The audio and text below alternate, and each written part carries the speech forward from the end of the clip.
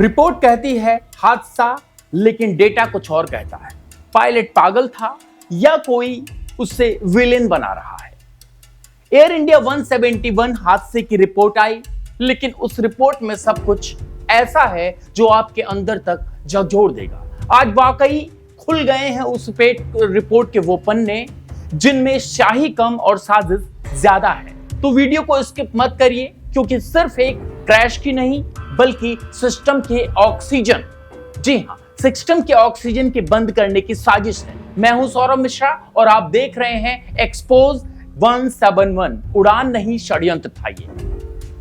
AAIB की report कहती है 180 नॉट्स की स्पीड पर विमान था और उसके ठीक बाद 42 पर इंजन बंद हो गया। लेकिन क्या आपने कभी सोचा है, क्या कोई कार 200 की स्पीड पर हो और अगर इंजन बंद भी हो जाए तो क्या स्पीड कम हो जाती है? नहीं, कम नहीं होती है, बल्कि स्पीड बढ़ती है।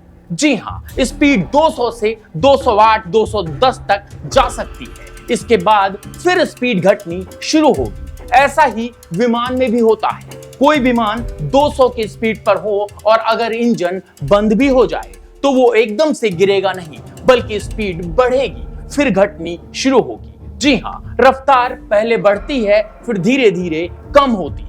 लेकिन जो 14 पन्नों की रिपोर्ट आई है, उस रिपोर्ट के मुताबिक मैक्सिमम स्पीड 180 की ही है। तो सवाल उठता है कि रिपोर्ट खुद कहती है मैक्सिमम स्पीड 180 की है, तो जाहिर सी बात है इंजन 180 की स्पीड पर जाने से पहले ही फेल हो चुके थे। और इंजन अगर पहले ही फेल हो चुके थे तो इंजन स्विच बंद होने की टाइमिंग जो दिखाई गई है वह गलत क्यों है? क्योंकि इंजन बंद होने से पहले आखिर जो स्पीड है वो कैसे गिरी नहीं? जवाब सीधा है, इंजन 180 पर बंद नहीं हुआ, वह पहले ही फेल हो चुका था। हम बार बार यही कहते आ रहे हैं कि पायलट को फंसाने की साजिश जोर शोर से की जा रही है। अभी तो साजिश से पर्दा खुलने जा रहा है।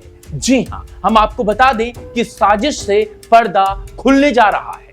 रिपोर्ट कहती है कप्तान ने खुद फ्यूल स्विच ऑफ किया। क्या ये आत्महत्या थी? तो फिर सुनिए, बोइंग 787 के फ्लाइट मैनुअल के हवाले से ड्यूअल इंजन फेल्यूर की स्थिति में दोनों फ्यूल कंट्रोल स्विच को बंद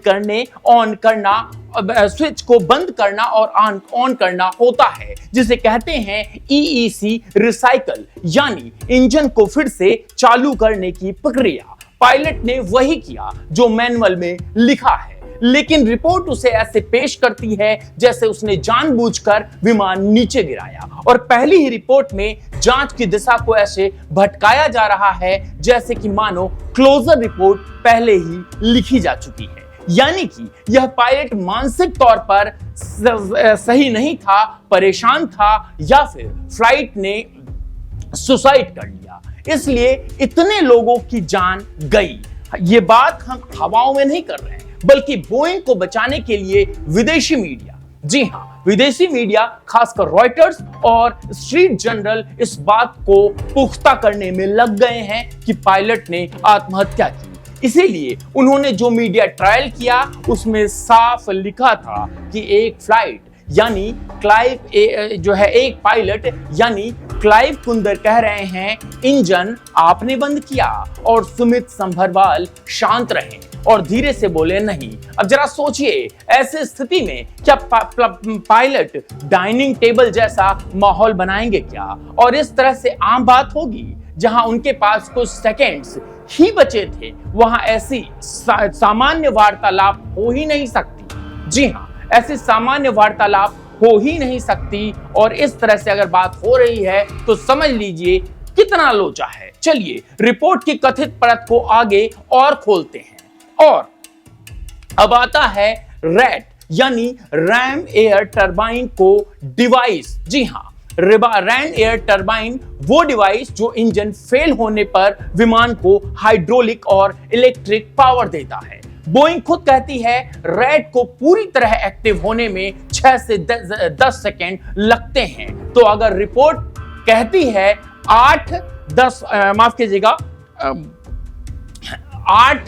सेकंड 47 माइक्रोसेकंड पर रेड एक्टिव हुई थी तो इंजन कम से कम 8 सेकंड 41 माइक्रोसेकंड पर फेल हो चुका था। तो सवाल उठता है कि फिर रिपोर्ट में 8:42 को इंजन फेल होना क्यों बताया? क्योंकि रिपोर्ट वक्त नहीं बल्कि सच्चाई छिपा रही है। जी हां, मैंने खुद बोइंग 787 की सटीक सिमुलेशन करवाई। अहमदाबाद के रनवे लेंथ, तापमान, फ्लाइट का वजन सब सेट किया। रोटेशन स्पीड 155 नॉट्स आई। रोटेशन स्पीड 155 नॉट्स आई और जो हम आपको बता दें कि जो रोटेशन स्पीड है वो बिल्कुल सामान्य थी, यानी कि पायलट मोड़ सकते थे। लिफ्ट ऑफ के 30 सेकंड में विमान 180, जी हां, लिफ्ट ऑफ के मात्र 3 सेकंड में विमान 180 पर पहुंचा, तभी इंजन फेल हो गया। इंजन फेल, माफ कीजिएगा, इंजन जो था वो पहले हुआ फेल। कैसे, वो मैं आपको बता देता हूं। स्विच बाद में बंद किया गया था, यानी पायलट उसे रिस्टार्ट करने की कोशिश कर रहे थे और रिपोर्ट उसे क्रैश का जिम्मेदार बना रही है। मैंने असल किसी 787, जी हां, असली 787 जो कि इंटरनेट पर उपलब्ध है बहुत सारी वीडियो, मैंने असली किसी 787 टेक ऑफ की वीडियो लिया, एडिटिंग सॉफ्टवेयर में टाइमलाइन चेक की। रोटेशन से लिफ्ट ऑफ तक 6 सेकंड तक का अंतर था, यानी दोनों इंजन ठीक चल रहे थे। AI-171 के वीडियो में भी ठीक वैसा ही है। रोटेशन नॉर्मल था, पावर था, संतुलन था। तो फिर लिफ्ट ऑफ के 0.5 सेकंड बाद दोनों इंजन एक साथ कैसे बंद हो गए? क्या इंजन खुद बंद नहीं हुआ बल्कि रिपोर्ट में अपनी मर्जी वाली टाइम पर वो बंद कराया जा रहा है? अब जरा ध्यान से सुनिए। AAIB की इस रिपोर्ट में ना तारीख है, ना अधिकारी के सिग्नेचर, ना फाइल नंबर। क्यों? क्या यह कोई 5वीं क्लास के बच्चे का स्कूल का असाइनमेंट था? आखिर AAIB की इस रिपोर्ट में ना तारीख है, ना अधिकारी है और ना ही अधिकारी के सिग्नेचर, ना फाइल नंबर था। आखिर ऐसा क्यों किया गया? क्या जिस अधिकारी को साइन करना था, जिन अधिकारी को साइन करना था, उसने साफ मना कर दिया था? सरकारी काम में अगर कोई अधिकारी साइन से बचे तो समझ लीजिए या तो झूठ है या जान पर बनाई है। कहानी यही नहीं खत्म होती। जिस सवाल को हम खड़ा कर रहे हैं वो अभी इस वक्त, और जब ये सवाल खड़े हुए तो अब रिपोर्ट पर दबाव बना और फिर से सवाल जब खड़े हुए तो रिपोर्ट पर दबाव बना और फिर नया डॉक्यूमेंट अपलोड होता है। एक अपील जिसमें डायरेक्टरेट जनरल का सिग्नेचर आ जाता है। मतलब पहले रिपोर्ट लीक की गई बिना सिग्नेचर के, फिर दबाव में साइन कराया गया। क्या यह किसी पायलट को बलि का बकरा बनाने की तैयारी थी? वॉल स्ट्रीट जर्नल में स्टोरी छपती है, कैप्टन सुमित संभरवाल ने स्विच बंद किया।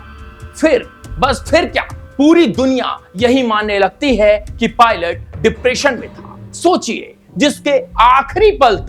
जिस व्यक्ति ने आखिरी पल तक विमान को बचाने की ट्रेनिंग ली हो और जिसको ट्रेनिंग दी गई थी, अब वही विलन बना दिया गया है। क्योंकि रिपोर्ट अधूरी है और मीडिया को हेडलाइन चाहिए थी। जब रिपोर्ट ही अधूरी है तो मीडिया कैसे पूरी कहानी बनाएगा? अगर इंजन टेक ऑफ से पहले फेल हो चुका था, अगर पायलट प्रोसीजर फॉलो कर रहा था, अगर रिपोर्ट पर सिग्नेचर नहीं है, अगर मीडिया नैरेटिव पहले से ही तय है, तो फिर असली सवाल कौन पूछेगा? क्या AIB की रिपोर्ट सच बताती है या सिर्फ एक सिस्टम की रक्षा करने का दस्तावेज है? ये वीडियो खत्म हो रही है लेकिन सवाल अभी जिंदा है। जी हां, नीचे कमेंट्स में लिखिए, क्या आपको भी लगता है कि कैप्टन सुमित संभरवाल को जानबूझकर फंसाया जा रहा है? कमेंट्स बॉक्स में आप जरूर अपनी राय लिखिए और इस एक्सपोजर को ज्यादा से ज्यादा शेयर कीजिए, क्योंकि इस बार उड़ान नहीं जमीर गिरा है। बहुत बहुत धन्यवाद।